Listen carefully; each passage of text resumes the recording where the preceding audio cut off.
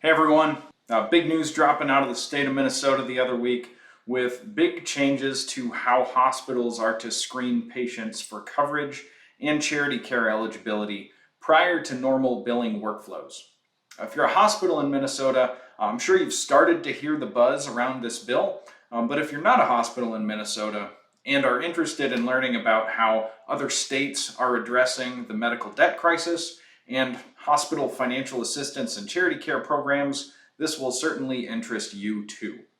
All right, so Minnesota SF 2995 was a large omnibus bill with a wide variety of healthcare related provisions. But for our purposes, we're going to focus specifically on those that pertain to hospital financial assistance and charity care programs. And I'm going to highlight 4 items for you today: requiring screening for uninsured patients, required updates to charity care application forms and processes, required screening for all patients if normal billing workflows want to be pursued, and fourth, limitation on charges for uninsured households with incomes below $125,000 per year. All right, so required screening for uninsured patients only. So according to this law, all uninsured patients and patients whose insurance status is not known must be screened for coverage and eligibility for the hospital's charity care program. Screening must be attempted both in person at the hospital or by telephone within 30 days of discharge. It's not the biggest deal piece of the law, as most hospitals proactively work with uninsured patients to find coverage anyhow, but charity care screening now must be included in those efforts. So the second piece, required updates to financial assistance or charity care application forms and processes. One example of a new requirement is that screening for assets and income now must be limited to information that is reasonably necessary and readily available to determine eligibility, and facts that are relevant to determine eligibility. So a hospital must not demand duplicate forms of verification of assets. And I've seen in all of my time working with hospitals, a lot of hospitals asking for monthly budget information on their application forms, as well as asking for vehicles or personal property information that don't actually pertain to eligibility per the hospital's financial assistance policy. All that needs to go away this year. So I strongly recommend every hospital in Minnesota have their financial assistance policy and application processes reviewed prior to November, when this law goes into effect, to ensure compliance. And while you're at it, it would probably be valuable to update your financial assistance policies and application processes according to patient friendliness and industry best practices to ensure FAP optimization, both from the patient's and the internal perspective of your team. All right, so this section is where it gets really interesting.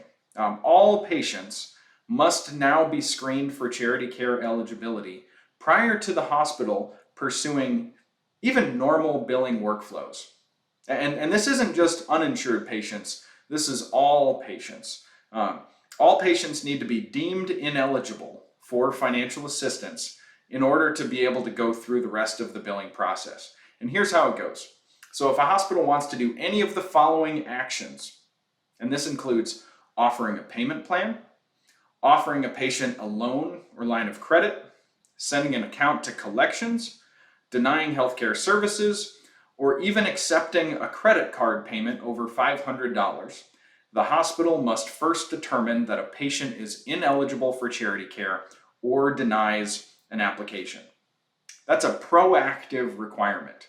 If you want to send accounts to collections, you must first screen each and every patient, insured and uninsured, for charity care eligibility, and only those who you deem are ineligible are allowed to continue down normal billing workflows.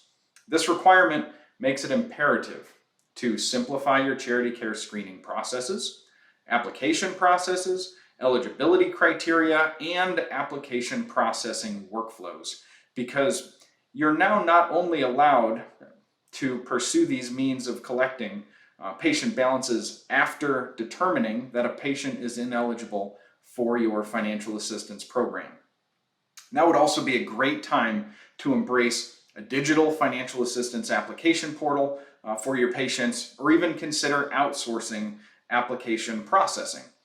Because entrusting the review, processing, and even outreach and follow-up to a reliable external partner, hospitals can fulfill the mandate's requirements while keeping their internal resources intact. A partnership like this would enable hospital staff to really concentrate on the other critical tasks that they have, ensuring patients receive timely, efficient assistance. And the last piece I'd like to highlight is the limitation on charges for households with income below $125,000 per year.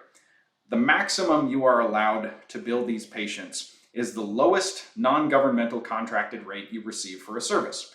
So if your contracted commercial rates for knee surgery range from $30,000 to $75,000, the most you could bill an uninsured patient with income below $125,000 per year would be $30,000. I hope all that was helpful. I know it's a lot for 5 or so minutes, but if you'd like to read some more material on SF 2995, please check out our blog on breezehealth.com. Or if you need any help walking through the legislation, or would like to talk about how Breeze may be able to help support your financial assistance or charity care efforts, please shoot us a note, either in a direct message, DM, or you can email sales@breezehealth.com. We hope you have an awesome day, and thank you very much. Have a great one.